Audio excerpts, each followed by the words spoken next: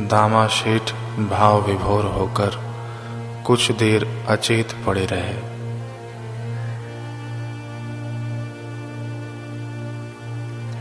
इधर दामा शेठ के चित्त पर तो आनंद का लेप लग गया था, परंतु उधर माता गौणाई की दशा शोचनीय थी।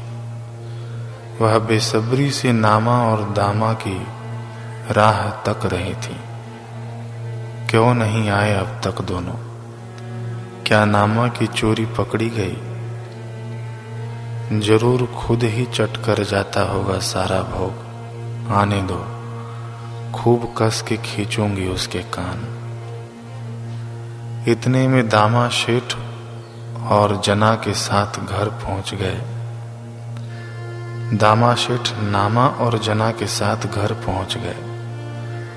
अभी चौखट को लांग भी न पाए थे कि गौणाई ने धावा बोल दिया। अपने मन में जमे सारे घनघोर बादल फोड़ फोड़ कर उन पर बरसाने लगी। दामा शेठ ने उसे हल्की झिड़क दी। अरे क्यों माथा गरम कर रही हो? मेवे मिठाइयां बांट आस पड़ोस में, क्योंकि तेरी कोख को विट्ठल ने अपने एक महान भक्त के लिए चुना है। ये हमारा नामा मामूली बच्चा नहीं है, कोई महान योगी या सिद्ध है। इसकी यह भरी पुकार पर विट्ठल वैकुंठ से दौड़े आते हैं।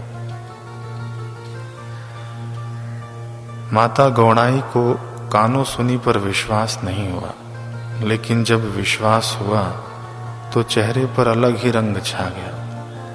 वह रंग खुशी का नहीं था, चिंता का था।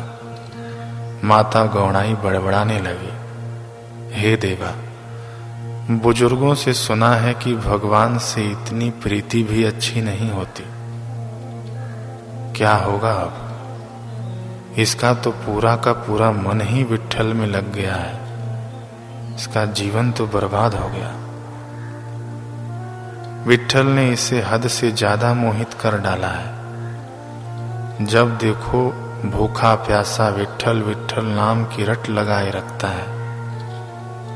पुतले की तरह विट्ठल की मूरत के आगे खड़ा रहता है, और उधर वो विट्ठल है कि प्रकट होकर इसे दर्शन देने लग गया है। बहुत गड़बड़ है। हाय रे, क्या बनेगा मेरा नामा? इतना कह कह कर गौणाई विलाप करने लग गई।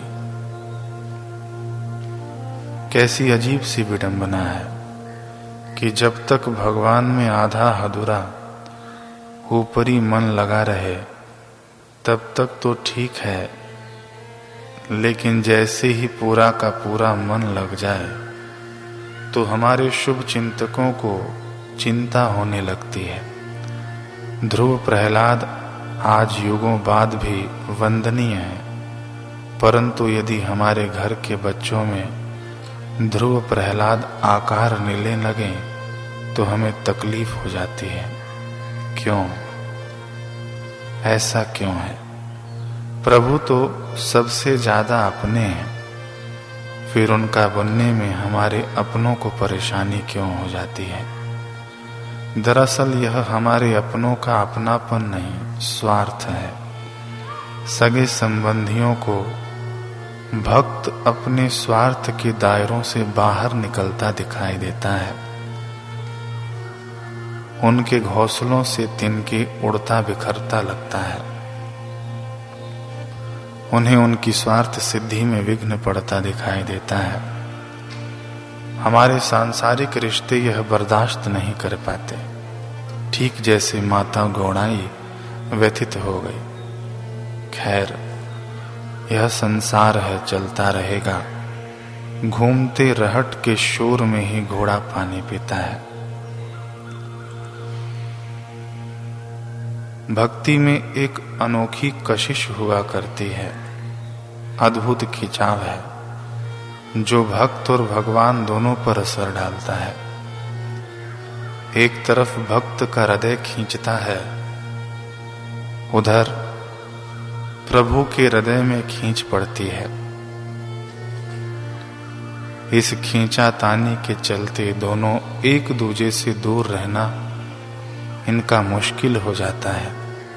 इसलिए बार बार मिलन की घड़ियां आती हैं। भगवान न करते हुए भी स्वयं को रोक नहीं पाते, दौड़े चले आते हैं। नामा और विट्ठल का नाता भी कुछ ऐसा ही था। इधर नामा के हृदय में याद की एक लहर उठती, उधर विट्ठल विकल हो जाते, मानो नंगे पांव दौड़कर चले आते। एक बार फिर ऐसा ही हुआ। एक बार का प्रसंग है कि नामा की आई को, नामा की माता को तेज बुखार और खांसी आ गई। ज्वर से उनका मुंह लाल और बदन टूट रहा था। नामा के पिता दामाशेठ भी घर पर नहीं थे। माता गौड़ाई की बेहाल खांसी देखकर नामा से रहा न गया। उसे किसी ने बताया कि एक विशेष पेड़ की छाल कूटकर अगर खिलाई जाए तो फौरन आराम मिलता है। बस नामा निकल पड़ा। नन्हे हाथों में कुल्हाड़ी थामे वह अमुक वृक्ष तक पहुंच गया। सारी ताकत बटोर कर उसने कुल्हाड़ी चलाई। एक छोटी सी शाखा टूटकर गिर गई। उसी के साथ उस वृक्ष की थोड़ी सी छाल भी छिलकर बाहर आ गई। जहां से छाल छिली थी वहां से एक सफेद दूधिया धार बह निकला। यह सब देखते ही नामा के होश उड़ गए। उसे लगा कि पेड़ की एक बाजू कट गई और घायल होने पर उसके शरीर से खून निकल रहा है। यह देखकर नन्हे नामा का कोमल और भक्त हृदय कराह उठा। मैंने उस पेड़ को चोट मारी, अब तो विट्ठल भी मुझसे रूठ जाएगा। इसी ख्याल में नामा बिलख बिलख कर रोने लगा। कहते हैं कि भक्त का हृदय एक मीठे समुद्र जैसा होता है। इस समुद्र का कोई दायरा नहीं, इसलिए इसमें उसके प्रभु समेत उनकी सारी कायनात भी समा जाती है। यही वजह है कि जब किसी भी रचना को दर्द होता है तो भक्त को भी दर्द होता है। आज यही संवेदना नन्हे से नामा में भी देखने को मिली। सहसा उसे खुद पर जोर से गुस्सा आया। अभी तुझे भी मजा चखाता हूं। इतना कहकर उसने कुल्हाड़ी उठाई और झट अपने पांव पर दे मारी, उतनी ही जोर से जितनी की पेड़ पर मारी थी। कुल्हाड़ी लगते ही उसके पांव की काफी सारी छाल छिल आई और वहां से खून की धाराएं फूट निकली।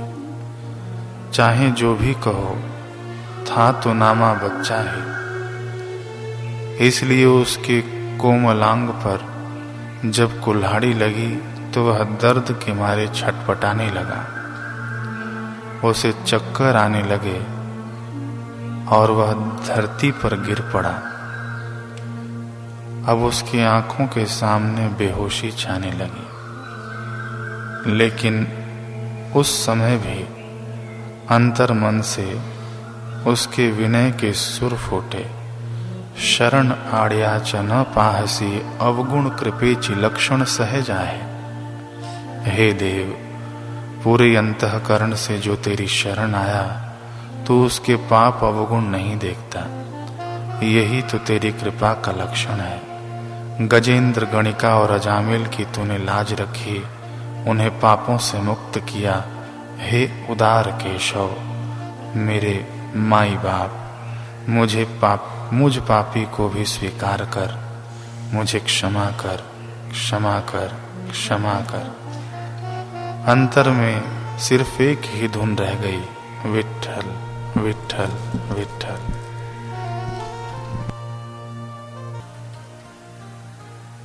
कि नन्हे नामा ने वृक्ष पर कुल्हाड़ी मारी तो उसमें से सफेद दूध जैसा निकलने लगा। नामा ने सोचा कि इसका रक्त बह रहा है, विट्ठल मुझे माफ नहीं करेंगे। इसकी सजा में उसने स्वयं के पैर पर कुल्हाड़ी मारी और रोता हुआ विट्ठल से प्रार्थना करने लगा कि विट्ठल मुझे क्षमा कर दो।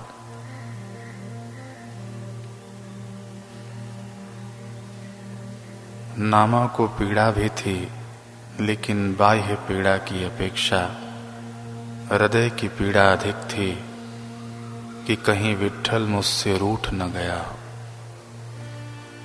वह भीतर ही भीतर बेहोशी की अवस्था में भी विट्ठल विट्ठल का रटन कर रहा था।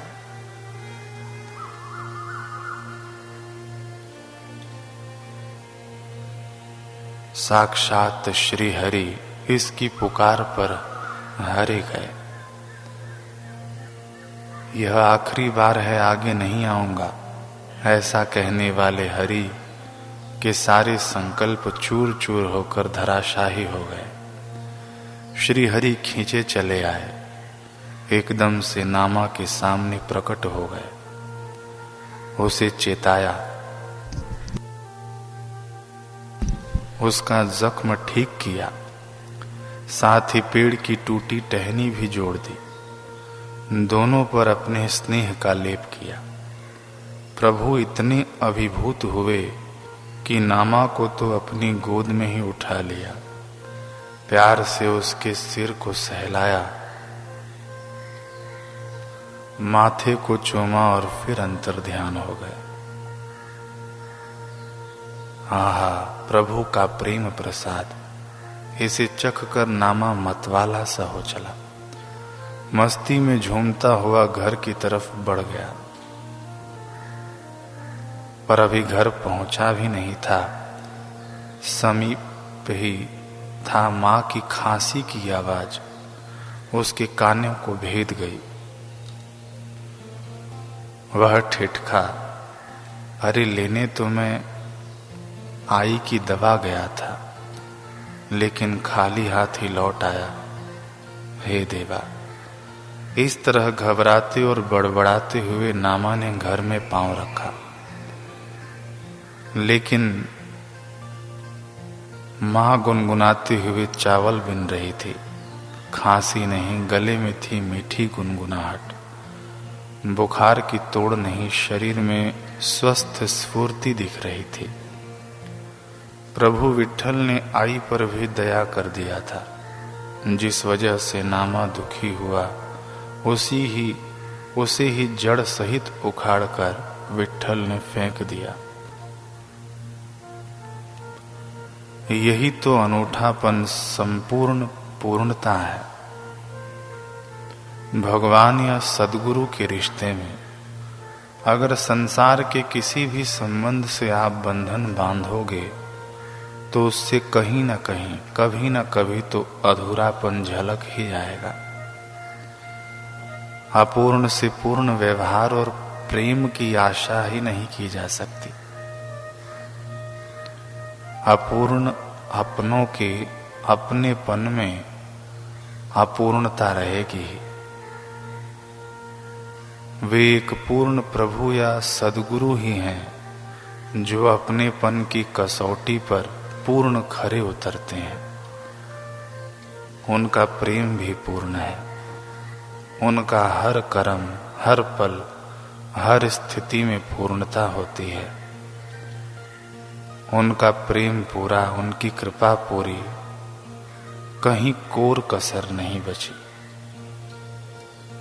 समझदार वही है जो जीवन के इस गणित को समझ जाता है और अपने मन की डोर श्री हरि या सद्गुरु के चरणों में बांध देता है। नामा बच्चा था, लेकिन इन्हीं महान समझदारों की पंक्ति में खड़ा था।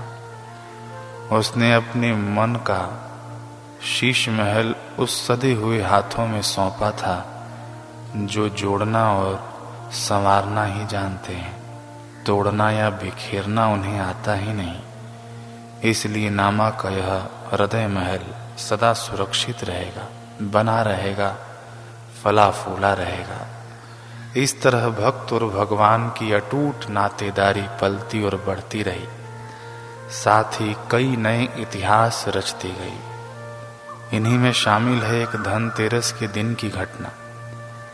दीपावली एकदम चौखट पर थी, इसलिए सारा मोहल्ला उत्सवमयी था। दामा शेठ और माता गौड़ाई पूरे उमंग से घर आंगन सजाने में जुटे थे। इसी धूमधाम के बीच धनतेरस का दिन भी आ गया। प्रथा अनुसार माता गौड़ाई ने ब्रह्म मुहूर्त में ही स्नान किया, फिर पकवान आदि बनाए, फिर जल्दी जल्दी नामा को जगाने आए। इस दिन सूर्योदय होने से पहले ही परिवार के सभी जन स्नान आदि से निवृत्त हो लेते हैं, यही परंपरा है। नहाते भी हैं तो खूब उबटन रगड़ रगड़ कर, पत्थर से घिस घिस कर, अच्छी तरह से मैल उतार कर। और यही कारण था कि नामा को यह दिन बड़ा आफत वाला जान पड़ता था। इसलिए जब माँ गौड़ाई ने उसे उठाने की कोशिश की तो वह और दुबक गया। तब माँ ने पुचकारा और फुसलाया कि उठ ना मियाँ, मेरे लाल देख, आज प्रभु ने नरकासुर का वध किया था। अंधेरे पर उजाले की जीत हुई थी, इसलिए हमें भी उजाला होने से पहले, सूर्य उगने से पहले अपनी मैल अर्थात नरकासुर को धो लेना चाहिए, नहीं तो प्रभु हमें नरकासुर समझकर हम पर चढ़ाई कर देंगे। समझा कुछ? नामा बिस्तर में ही गोलमोल हुआ ठिठका, नहीं आई। पिछले साल मुझे याद है तूने पत्थर से रगड़ रगड़ कर मेरे तन को लाल कर दिया था। बहुत दर्द होता है, मैं नहीं नहाने वाला। आई ने कहा, अरे रगड़ रगड़ कर नहाने से ही तो नरकासुर भागेगा। नामा ने कहा, ओहो आई, जरूरी थोड़े ही ना है कि नरकासुर मेरे शरीर से चिपका बैठा है। वो चालाक राक्षस मेरे अंदर घुस गया हो, वहां तो तेरा साबुन और तेरा उपटन भी नहीं पहुंचने वाला।